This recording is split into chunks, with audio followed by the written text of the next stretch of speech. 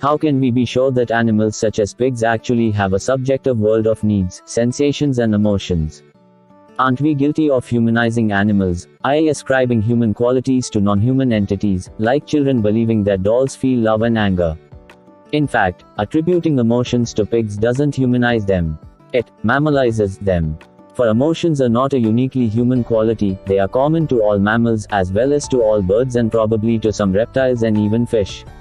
All mammals evolved emotional abilities and needs, and from the fact that pigs are mammals we can safely deduce that they have emotions. 16 In recent decades, life scientists have demonstrated that emotions are not some mysterious spiritual phenomenon that is useful just for writing poetry and composing symphonies. Rather, emotions are biochemical algorithms that are vital for the survival and reproduction of all mammals. What does this mean? Well, let's begin by explaining what an algorithm is. This is of great importance not only because this key concept will reappear in many of the following chapters, but also because the 21st century will be dominated by algorithms. Algorithm is arguably the single most important concept in our world. If we want to understand our life and our future, we should make every effort to understand what an algorithm is and how algorithms are connected with emotions.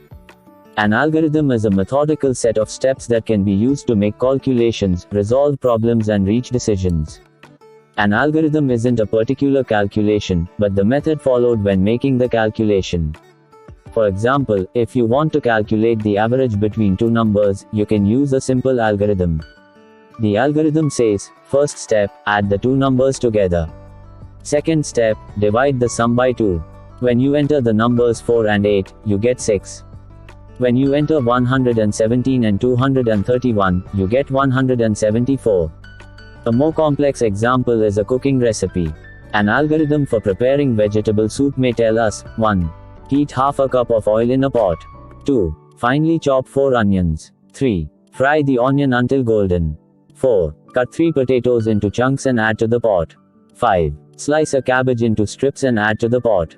And so forth. You can follow the same algorithm dozens of times, each time using slightly different vegetables, and therefore getting a slightly different soup. But the algorithm remains the same.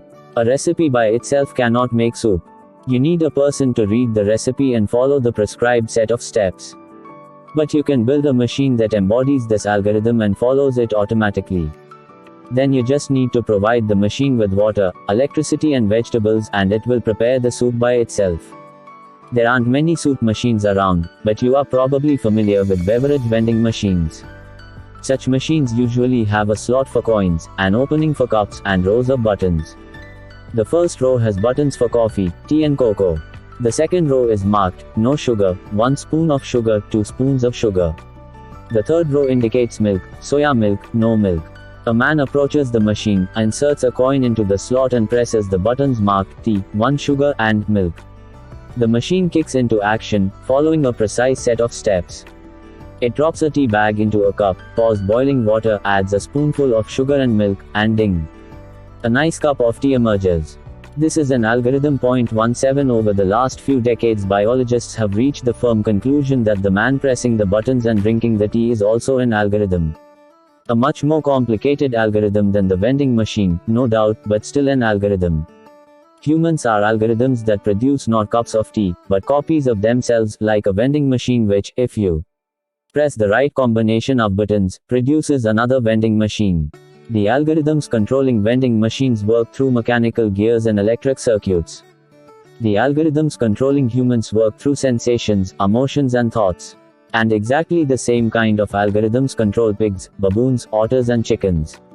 Consider, for example, the following survival problem. A baboon spots some bananas hanging on a tree, but also notices a lion lurking nearby. Should the baboon risk his life for those bananas? This boils down to a mathematical problem of calculating probabilities. The probability that the baboon will die of hunger if he does not eat the bananas, versus the probability that the lion will catch the baboon. In order to solve this problem, the baboon needs to take into account a lot of data. How far am I from the bananas? How far away is the lion? How fast can I run? How fast can the lion run? Is the lion awake or asleep? Does the lion seem to be hungry or satiated? How many bananas are there? Are they big or small? Green or ripe? In addition to these external data, the baboon must also consider information about conditions within his own body. If he is starving, it makes sense to risk everything for those bananas, no matter the odds. In contrast, if he has just eaten, and the bananas are mere greed, why take any risks at all? In order to weigh and balance all these variables and probabilities, the baboon requires far more complicated algorithms than the ones controlling automatic vending machines. The price for making correct calculations is correspondingly greater. The price is the very survival of the baboon. A timid baboon, one whose algorithms overestimate dangers, will starve to death, and the genes that shape these cowardly algorithms will perish with him. A rash baboon, one whose algorithms underestimate dangers, will fall prey to the lion, and his reckless genes will also fail to make it to the next generation. These algorithms undergo constant quality control by natural selection. Only animals that calculate probabilities correctly leave offspring behind. Yet this is all very abstract. How exactly does a baboon calculate probabilities? He certainly doesn't draw a pencil from behind his ear, a notebook from a back pocket, and start computing running speeds and energy levels with a calculator. Rather, the baboon's entire body is the calculator. What we call sensations and emotions are in fact algorithms. The baboon feels hunger, he feels fear and trembling at the sight of the lion, and he feels his mouth watering at the sight of the bananas.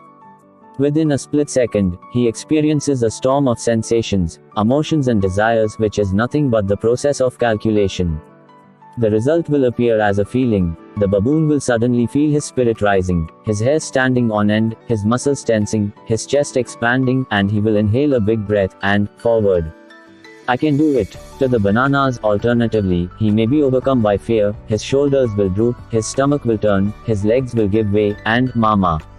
A lion. Help. Sometimes the probabilities match so evenly that it is hard to decide. This too will manifest itself as a feeling.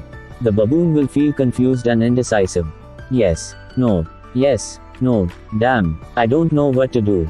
In order to transmit genes to the next generation, it is not enough to solve survival problems.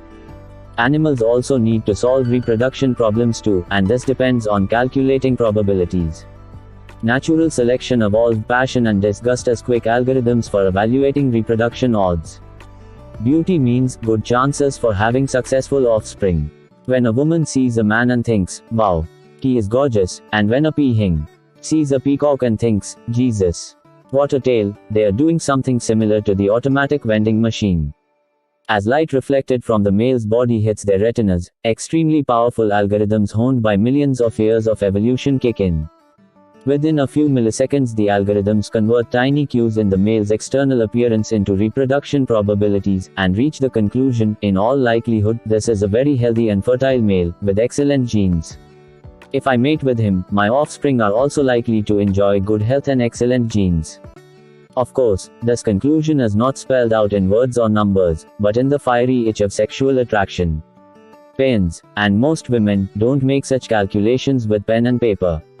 They just feel them. Even Nobel laureates in economics make only a tiny fraction of their decisions using pen, paper and calculator. 99% of our decisions, including the most important life choices concerning spouses, careers and habitats, are made by the highly refined algorithms we call sensations, emotions and desires. 18 Because these algorithms control the lives of all mammals and birds, and probably some reptiles and even fish. When humans, baboons and pigs feel fear, similar neurological processes take place in similar brain areas.